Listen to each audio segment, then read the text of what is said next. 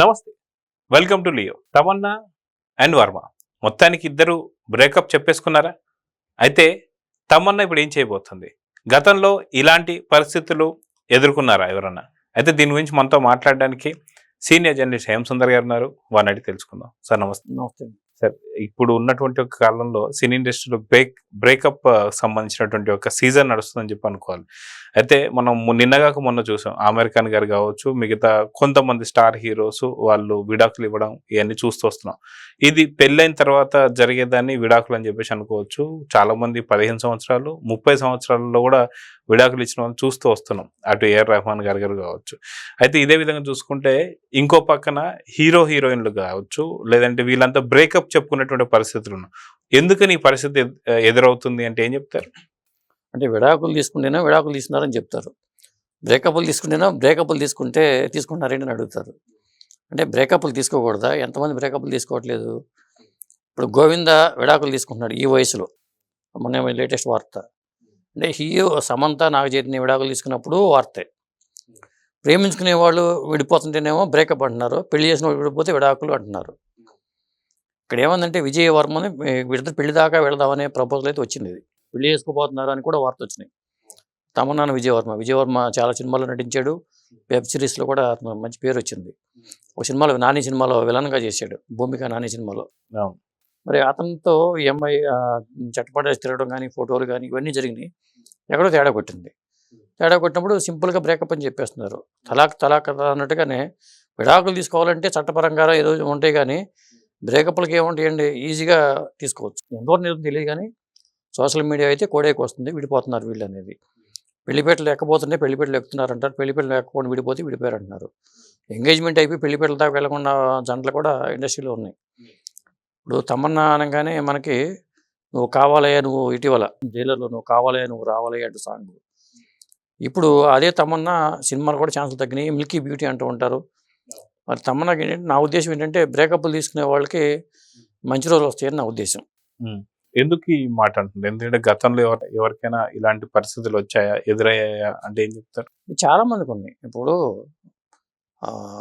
దిలీప్ కుమార్ సైరాబాను ప్రేమించి పెళ్లి చేసుకున్నారు అనుకుందాం. కృష్ణ గారు విజయనగరం గారు ప్రేమించి పెళ్లి చేసుకున్నారు. ధర్మేంద్ర హేమాని ప్రేమించి పెళ్లి చేసుకున్నారు. ఇలా కొన్ని జంటల్లో కూడా అంతకు ముందు లవ్ అఫైర్. ఇప్పుడు సల్మాన్ ఖాన్ తీసుకుంటే మరి అంతకుముందు చాలా బ్రేకప్లు ఉన్నాయి కదా. సల్మాన్ ఖాన్కి ఉన్నాయి, వివేక్ ఒబెరాయ్కి కూడా ఉన్నాయి. వాళ్ళు పెళ్లిపేటల దాకా కూడా వెళ్ళాల. ఇంకొకటి ఏంటంటే ఎక్కువ బ్రేకప్లు తీసిన వాళ్ళకి మంచి సంబంధాలు కూడా వస్తున్నాయి. కాబట్టి తమన్నా అదృష్టవంతురాలు అనుకోవాలి. ఎవరైతే హీరోయిన్ బ్రేకప్ తీసుకుంటుందో ఆవిడకి అదృష్టం వరిస్తుంది. ఎందుకంటే ఉదాహరణ నయనతార చెప్పాలి. నయనతార విఘ్నేష్ శివన్ ఇప్పుడు హ్యాపీగా ఉంటున్నారు. అంతేత మరి సింబుతో కానీ, ప్రభుదేవాతో కానీ రకరకాల వ్యక్తులతో లవ్ ట్రాక్ నడుస్తున్నట్టు వార్తలు వచ్చినాయి. నిజం లేకుండా నిప్పు లేకుండా పొగరాదు, కాబట్టి ఎంతో కొంత నిజాలు ఉండొచ్చు. అది పెళ్లిపేటల మీద దాకా వెళ్ళిపోతుందని కాస్త విడిపోయారు. ఇప్పుడు విఘ్నేష్ శివన్ చేసుకోవడం ఆవిడ హ్యాపీగా ఉంటుంది. కాబట్టి ఇట్లా ఎవరైతే ఎక్కువ బ్రేకప్లు అవుతున్నాయో వాళ్ళ లైఫ్లే బాగుంటున్నాయి. కాబట్టి తమన్నా కూడా మంచి రోజులు వచ్చినాయి అనుకోవచ్చు. మొత్తానికి ఇలా బ్రేకప్లు చెప్పడం వల్ల హీరోలు లాభపడుతున్నారా, లేదా హీరోయిన్స్ లాభపడుతున్నారా అంటే ఏమంటారు? అంటే ఎవరికి లాభం లేదండి. సినిమా జీవితం లాంటిది ఇది. ఇవాళ బయట జీవితాలు కూడా అలాగే ఉన్నాయి, సినిమా జీవితాలు కూడా అలాగే ఉన్నాయి. ఎందుకంటే ఇప్పుడు బయట వ్యక్తుల గురించి ఏమో బయటకు తెలియదు. సెలబ్రిటీ హోదాలో ఉన్న వాళ్ళు ఇలాంటి విడాకులు తీసుకున్నా వార్తే, ప్రేమించుకుంటూ బ్రేకప్లు చెప్పుకున్నా వార్తే. కాబట్టి పర్సనల్ వ్యవహారాలన్నీ కూడా ఇలాగే ఉంటాయి. ఎందుకంటే ఎవరో ఒకప్పుడు కొంతకాలం ఎక్కువ కాలం ట్రావెల్ అవ్వడం కూడా కష్టంగానే ఉంది ఈ రోజుల్లో.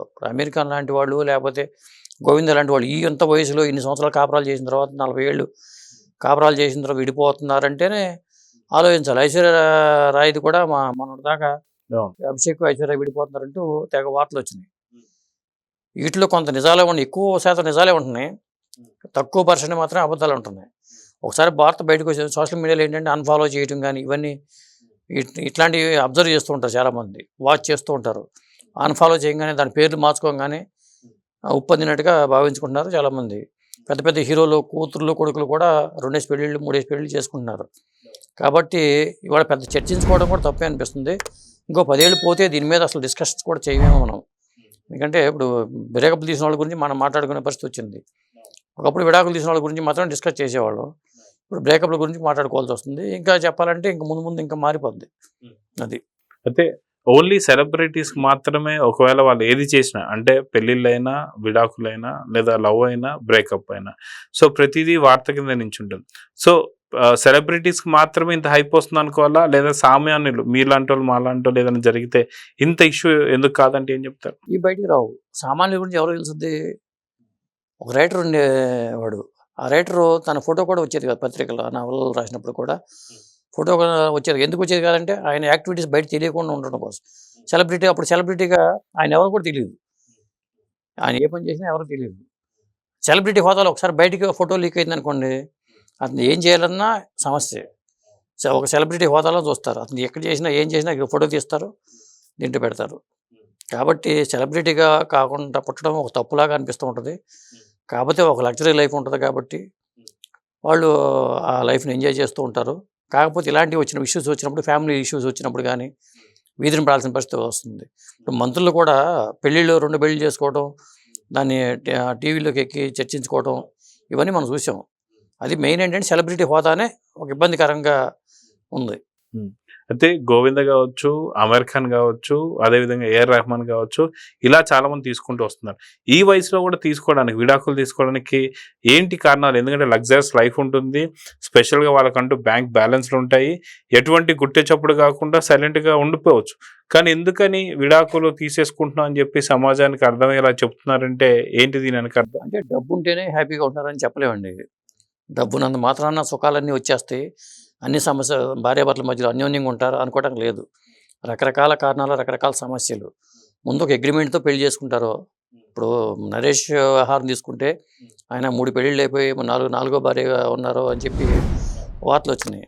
మరి అంత ఆస్తి ఉంది, బోల్డ్ ఆస్తి ఉంది, తరగని ఆస్తి ఉంది, హ్యాపీగా ఉన్నారంటే మరి ఆ డిస్టర్బెన్సెస్ జరుగుతూ ఉంటాయి. రకరకాల కారణాలు కావచ్చు, ఈగో ప్రాబ్లమ్స్ కావచ్చు, కొంత ఈగో ప్రాబ్లమ్స్ ఎక్కువ ఉంటున్నాయి ఇప్పుడు, దానివల్ల కూడా ఇలా జరుగుతుంది. సో చూద్దాం సార్, మొత్తానికి సెలబ్రిటీ లైఫ్లో మాత్రం ఏది జరిగినా ఒక హాట్ టాపిక్ కింద మారుతుంది. మొత్తానికి తమన్నా అండ్ వర్మకు మధ్యన జరిగినటువంటి ఈ సిచ్యువేషన్ మరి ఇప్పుడు ఇది ఎక్కడికి దారి తీస్తుందో చూద్దాం. మరి నమస్తే.